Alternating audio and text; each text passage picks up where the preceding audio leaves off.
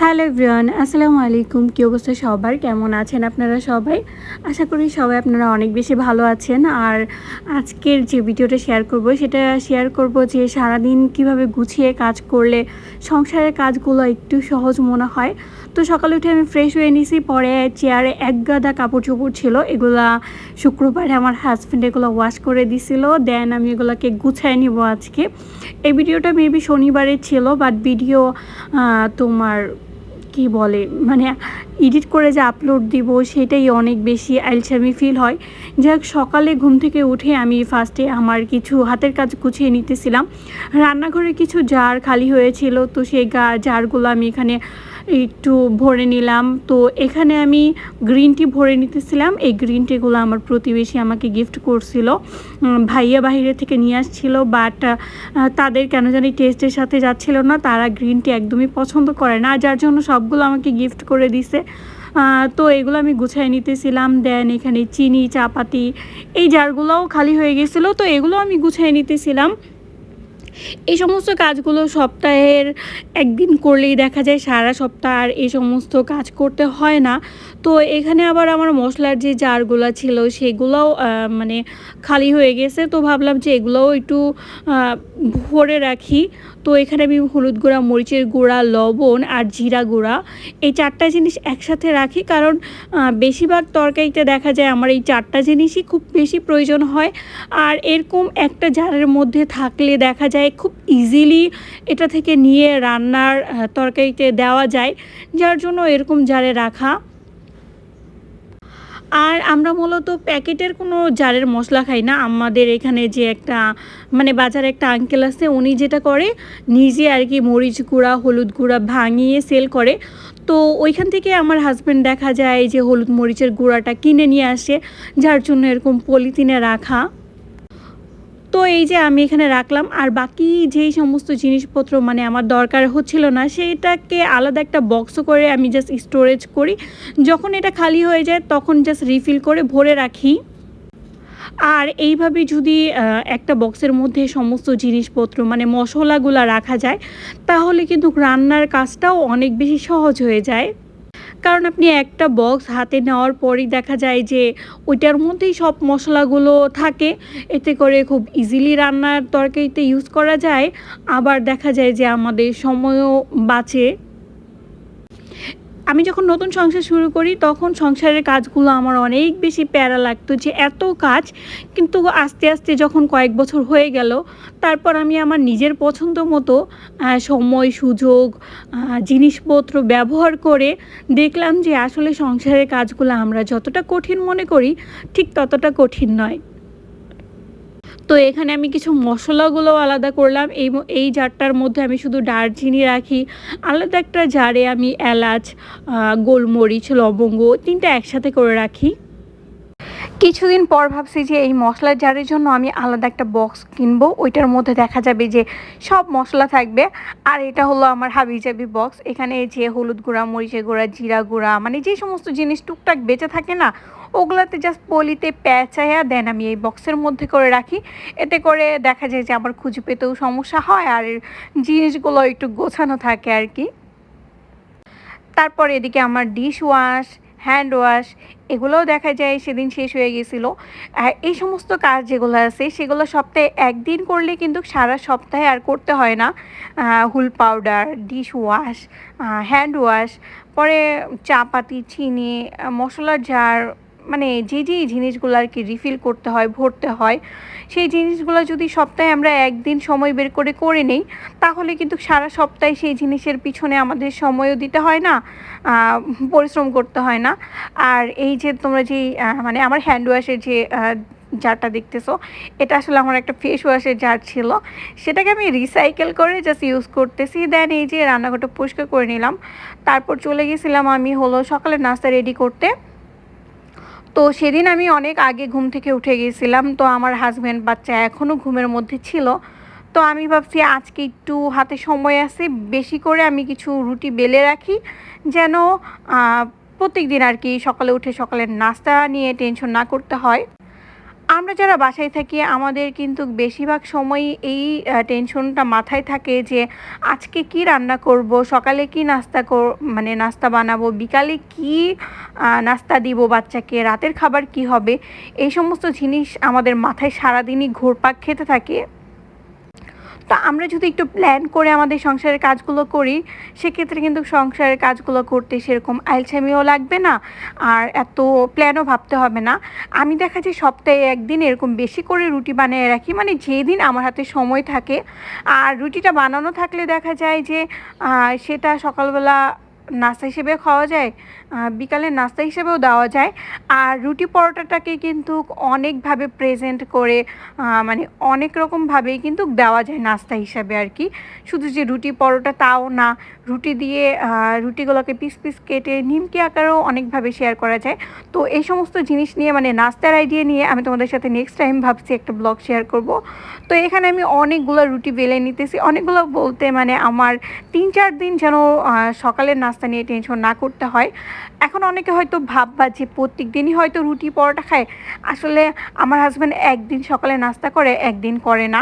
মাঝে মাঝে দেখা যায় নাস্তায় আমি খিচুড়ি, ডিম পোচ এগুলোও করে থাকি।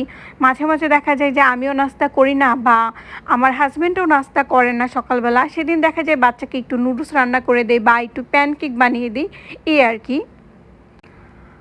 তো এখানে আমি এক এক করে পাতলা করে অনেকগুলো রুটি বেলে রাখতেছি। এটা চাইলে রুটি হিসেবেও খাওয়া যায় বা পরোটা হিসেবে খাওয়া যায়।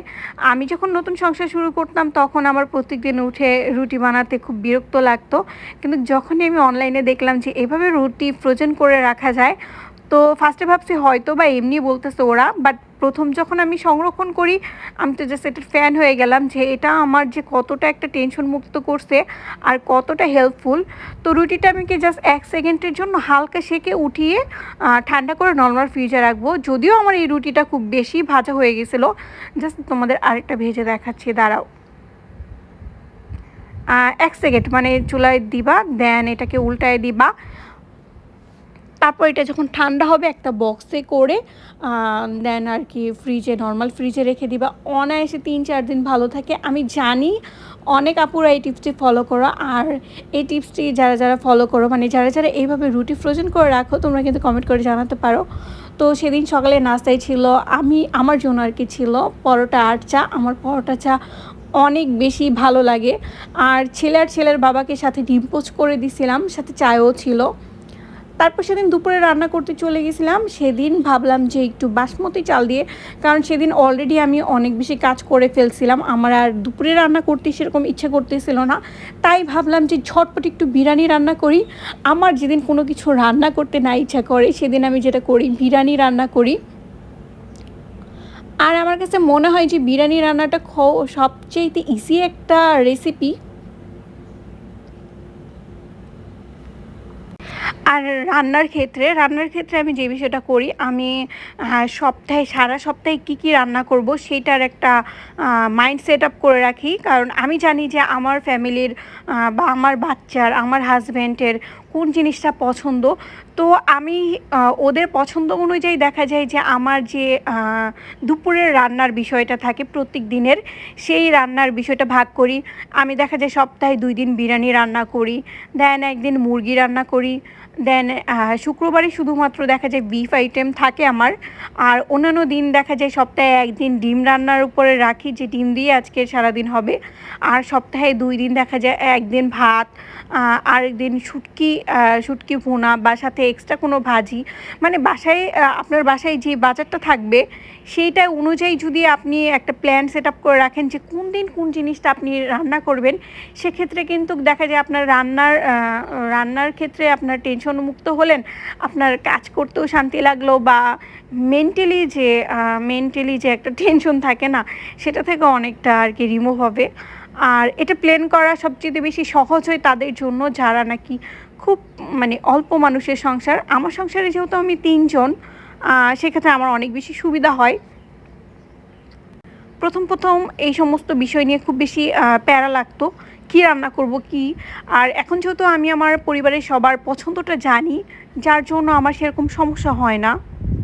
তো তো অনেক আপুরা চাইলেও কিন্তু তোমরা আমার এই টিপসটি ফলো করে তোমরা তোমাদের সংসার জীবনে কাজে লাগাতে পারো। যাই হোক, এখানে আমি আজকে রান্না করতেছিলাম হলো বাসমতি চাল দিয়ে একটু চিকেন বিরিয়ানি করব। তো আমার খুব হাতে সময় ছিল না, কারণ অলরেডি আমি রুটি বানিয়ে ছেলেকে নাস্তা দিয়ে যেন আদার্স সংসারের কাজ করে অলরেডি সেদিন লাঞ্চের সময় হয়ে গেছিলো। তো ঝটপট আমি বিরিয়ানি রান্না করতেছিলাম, এই জন্য মাংস আর আলুটা হালকা ভেজে এর উপরে আমি পেঁয়াজটা দিয়ে নিছিলাম। তারপরে এখানে আমি দিয়ে দিব হলো আদা রসুন বাটা। আর বিরিয়ানি রান্নার ক্ষেত্রে সবসময় দেখা যায় যে আমি রাঁধুনির যে বিরিয়ানির মশলার প্যাকেটটা পাওয়া যায় সেটা ইউজ করি, কারণ আমার কাছে মনে হয় যে বাসায় নিজে মশলা তৈরি করার ক্ষেত্রে অনেক বেশি ঝামেলা। এর থেকে যদি বাইরে থেকে প্যাকেট কিনে আনে রান্না করা যায় সেটাই বেটার। এটা এটা শুধুমাত্র আমার পার্সোনাল একটা চয়েস আর কি। তো এখানে আমি পেঁয়াজ কুচি দিয়ে দিছি, আদা রসুন বাটা দিয়ে দিছি, তারপরে এখানে আমি দিয়ে দেবো স্বাদ মতো লবণ, একটু মরিচের গুঁড়া দিব কারণ ঝালের জন্য, অল্প একটুই দিব কারণ আমার ছেলে মানে বেশি ঝাল খেতে পারে না। তারপর দিয়ে দিব রাঁধুনি যে মশলার গুঁড়াটা আছে সেটা দিয়ে দিব। অন্যান্য সময় দেখা যায় যখনই বিরিয়ানি রান্না করি তখনই দেখা যায় যে পেঁয়াজটাকে মানে একটু ব্রাউন করে ভেজে তারপর রান্না করি। বাট আমি যেদিন ভিডিওটা করতেছিলাম সেদিন আসলে আমার হাতে সেরকম সময় ছিল না, যার জন্য আমি এরকমভাবে রান্না করতেছিলাম। আর বাসমতি চাল দিয়ে আমি রান্না করতেছিলাম, এই জন্যই জাস্ট এরকম করে রান্না করা যে একসাথে আমি মশলাটা কষাইয়া দেন রান্না করে ফেলবো। তো এই যে বিরিয়ানির মশলাটা দিয়ে দিয়েছিলাম। আর আমার হাজব্যান্ড বাজার করার সময় প্রত্যেক মাসে দেখা যায় 2টা করে বিরিয়ানির মশলা নিয়ে আসে, আর 2টা মশলা দিয়ে আমি 4বার মাসে বিরিয়ানি রান্না করতে পারি। তো এই যে বিরিয়ানির মশলা দিয়ে আমি জাস্ট মাংসটাকে আর আলুটাকে কষাই নিছি। তো এখন আমি দিয়ে দিব হলো পানি, স্বাদ মতো পানি দিয়ে, স্বাদ মতো বলে পরিমাণ মতো পানি দিয়ে আমি জাস্ট এটাকে ঢেকে রান্না করব। একটু গুছিয়ে বা একটা দিন সময় বের করে যদি আমরা প্রত্যেক দিনের রান্নার বিষয়টা যদি একটু ক্লিয়ার করে রাখি বা রাতেই যদি ভেবে রাখি, তাহলে কিন্তু দেখা যায় পরের দিন আর রান্না বান্না করতে সেরকম সমস্যা হয় না। এই সমস্যাটা বেশি হয় হলো যারা নতুন সংসার শুরু করছে তাদের ক্ষেত্রে হয়তো বা এই জিনিসটা খুব বেশি চিন্তা ভাবনা করতে হয়। আবার যাদের মানে সংসারে মানুষজন বেশি তাদের হয়তো এইসব নিয়ে অনেক বেশি চিন্তা ভাবনা করতে হয়, তাই না? যাই হোক, আমার ভিডিওগুলো তোমাদের কাছে কেমন লাগে বা কী টাইপের ভিডিও তোমরা আমার কাছ থেকে দেখতে চাও সেটা কিন্তু কমেন্ট করে জানাইও। তো ওইখানে আমি আবার মাংস আর আলুটাকে কষানোর ফাঁকে ফাঁকে এদিক দিয়ে ভাবলাম যে আরও হাতে টুকটাক কিছু কাজ আছে সেগুলো করে নেই। তো সেদিন বাসায় আচার বানানো হয়েছিল, আচার বানিয়ে আমি জাস্ট অল্প একটু আচার বানিয়েছিলাম, সেরকম আচার না, জাস্ট হাজব্যান্ডের খিচুড়ি খেতে ইচ্ছা করতেছিল, দেন বাসায় আচার শেষ হয়ে গেছিলো, বাট কাঁচা আম ছিল। তো আমি কাঁচা আম দিয়ে ঝটপট ওর জন্য একটু আচার বানাইছিলাম। তো ওইটা খাওয়ার পর না এমনিই ফ্রিজে রেখে দিছি। তারপর এখানে কিছু আচার বেঁচে ছিল, তো আজকে ভাবলাম যে ওদিকে বিরিয়ানিটা হয়ে যাক আর এদিকে আমি একটু আচারটাকে একটা কাচের জারের মধ্যে ভরে রাখি। এবছর এখন পর্যন্ত আমের আচার বানানোর সুযোগ হয়নি, ভাবছি বানাবো, কারণ আমের আচার না হলে হয়ই না আমার বাসায়। প্রত্যেক বছরই দেখা যায় আমি 2-3 কেজি করে এভাবে আমের আচার বানাই। তো এবার যখন আমি আমের আচারটা বানাবো তখন তোমাদের সাথে কিন্তু অবশ্যই শেয়ার করব। আর আমার আজকের এই ভিডিওটা তোমরা কে কে এ পর্যন্ত দেখছো কমেন্ট করে কিন্তু জানাইও, আর তোমাদের আমের আচার কেমন লাগে সেটা কিন্তু জানাইও। আর কে কোথা থেকে আমার ভিডিওটা দেখতেছো সেটাও কিন্তু কমেন্ট করে জানাই দিও। সো আমার এখানে আমের আচার মানে রিফিল করা শেষ হয়ে গেছে। তো আমি জাস্ট চারপাশ দিয়ে না একদম ছড়াই ছিটাই গেছিলো, যেহেতু মানে আচারের বয়মটা ছোট ছিল, মুখটাও অল্প একটু ছিল। তো আশেপাশটা পরিষ্কার করে নিয়ে জাস্ট আমি এটাকে নর্মাল ফ্রিজে এখন রেখে দিব। আমি যখন ভয়েস দিতেছি তখন আমার ইচ্ছা করতেছিল যে আচার বের করে খাই, কিন্তু এতদিনে আমার বাসার এই আমের আচারটুকু কিন্তু খাওয়া হয়ে গেছে। তো আমি ভাবছি যে এই সপ্তাহের মধ্যে আমি আবার আমের আচার দিব। আর রান্নার ফাঁকে ফাঁকে যখনই রান্না করবেন, রান্নার ফাঁকে ফাঁকে যদি একটু কাজ করা যায় সেক্ষেত্রে কিন্তু দেখা যায় অনেক সময় বাঁচে। তো এদিকে আমি ফ্রিজের মধ্যে আচারগুলো রাখলাম, আর রাখার পর মনে হলো আমার ফ্রিজটাও একটু নোংরা হয়ে গেছে, ফ্রিজটাও ক্লিন করতে হবে। আর এইদিকে আমার মশলাটা অলরেডি কষানো হয়ে গেছে, বিরিয়ানির আলু আর মাংসের যে এটাও কষানো হয়ে গেছে। যখন নাকি উপর দিক দিয়ে তেলটা ভেসে আসবে সেই পর্যায়ে আমি যে বাসমতি চাল সেদ্ধ করে রাখছিলাম সেই চালটা অ্যাড করে দেন চালটা সহ কিছু সময় কষায় নিব। আর সেদিন আমি যে ভুলটা করছিলাম সেটা হলো আমি না ভাবছি যে এই পাত্রেই আমার বিরিয়ানির রান্নাটা হয়ে যাবে, বাট আমি যখন সব চালগুলো অ্যাড করলাম বা এটাতে এখন পানি অ্যাড করতে হবে সেক্ষেত্রে দেখলাম যে না আমি মুভ করতে পারতেছি না ঠিকমতো, সবগুলোকে মিক্স করতে পারতেছি না। সে পর্যায়ে যে আমি আবার কিন্তু পাতিলটাকে চেঞ্জ করে ফেলছিলাম। আমার পার্সোনালি বাসমতি চালের বিরিয়ানি একদমই ভালো লাগে নাই, কারণ আমি মাঝে মধ্যে রান্না করি বিকজ আমার ছেলে খুব পছন্দ করে। আর প্রতিবার আসলে পোলার চাল দিয়ে বিরিয়ানি রান্না করাও পসিবল হয়ে ওঠে না। সেদিন বাসায় ছিল না পোলার চাল, কিন্তু বিরিয়ানি খেতে ইচ্ছা করতেছিল বা অন্য কিছু রান্না করতে ইচ্ছা করতেছিল না, যার জন্য বাসমতি চালে করা কম বেশি মাঝে মধ্যেই আমি বিরিয়ানিটা বাসায় রান্না করি। তো এই জন্য পোলার চালটা খুব জলদি শেষ হয়ে যায় আমার বাসার, যার জন্য সেদিন বাসমতি চাল দিয়েই রান্না করতেছিলাম। তো এই যে এদিকে কিন্তু আমি পাতিলটাও চেঞ্জ করে ফেলছি, কারণ এটাতে এখন মুভ করতে বা লাড়াচাড়া করতে আমার সুবিধা হতেছিল। তারপর এটাতে আমি এখন একটু পানি অ্যাড করব, কারণ আমার চালটা অলরেডি সিদ্ধ করা, দেন হলো আলু মাংসও সেদ্ধ হয়ে গেছে। আমি জাস্ট মশলাটাগুলো যেন রাইসের মধ্যে ঢুকে আর কি, সেই হিসাব করে অল্প একটু পানি দিব আর হলো কাঁচামরিচ দিয়ে জাস্ট এটাকে দমে রেখে দেবো 10 মিনিটের জন্য। অন্যান্য সময় বিরিয়ানিটা আমি একটু অন্য প্রসেসে রান্না করি, বাট সেদিন আমার হাতে সময় ছিল না, যার জন্য আমি এরকম করে রান্না করছি। আর সেদিনের খাবারটা আলহামদুলিল্লাহ অনেক বেশি মজাই হয়েছিল।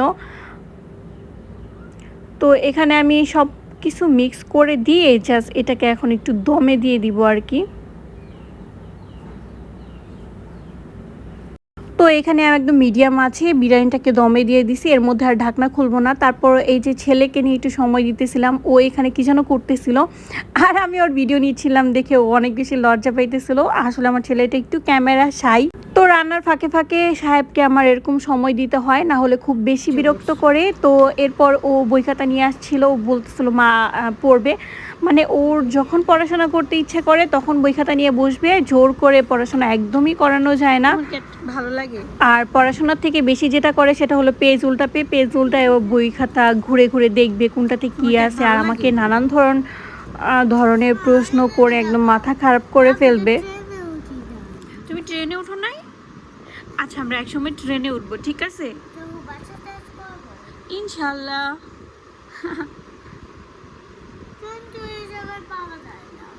আছে ট্রেন আমাদের দেশেও আছে, তুমি জানো না আমাদের দেশে ট্রেন আছে যে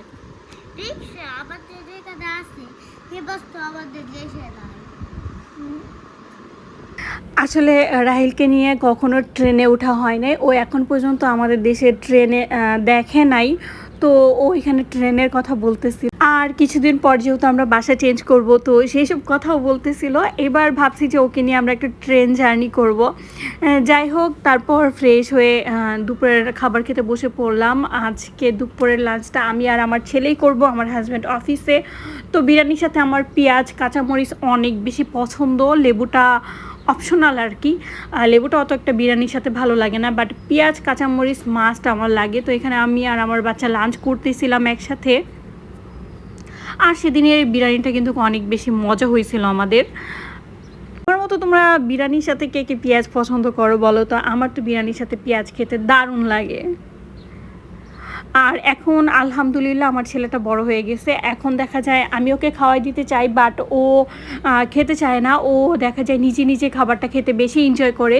তো আমিও ওকে দেই যে নাও বাবা তুমি নিজে নিজে খাও। তো এখানে মা ছেলে মিলে বিরিয়ানি খেয়ে নিতেছিলাম, আর আমি ওকে ওর মুখ কি দেখাবো, ও যখনই দেখছে আমি ক্যামেরাটা ওপেন করছি তখনই ও দূরে সরে গেছে। তো সবাই কিন্তু মাশাল্লাহ বলবা। আমার ছেলের বিরিয়ানি অনেক বেশি পছন্দ, সে বিরিয়ানি অনেক বেশি পছন্দ করে। আর এটা হলো রাতের দিকের ভিডিও। রাতে আমার হাজব্যান্ড যখন আসছিল তো আমরা সবাই মিলে আমি আমার হাজব্যান্ড মিলে এখানে একটা ড্রামা দেখতেছিলাম। ইদানিং আমার হাজব্যান্ডও খুব কোরিয়ান ড্রামাগুলো পছন্দ করে। তারপর ওদের মানে নুডলস খাওয়ার ভিডিও দেখে, মানে ওরা কিন্তু ওদের ড্রামায় খুব বেশি নুডলসটাকে শো করে, কিমচি নুডলস এগুলা ওরা এত লোভনীয়ভাবে শো করে যে দেখে খেতে ইচ্ছা করে। তো আমার হাজব্যান্ড বললো যে আমাদের জন্য একটু নুডলস রান্না করো। তো এখানে আমি ঝটপট একটু স্যুপ নুডলস রান্না করছিলাম। স্যুপ নুডলসটা দেখা যায় নর্মালি ম্যাগি দিয়ে সেদ্ধ করে দিই, আর এক্সট্রা করে তোমার একটু ডিম দিয়ে দিই, কাঁচামরিচ ধনেপাতা দিয়ে জাস্ট এটাকে পরিবেশন করব।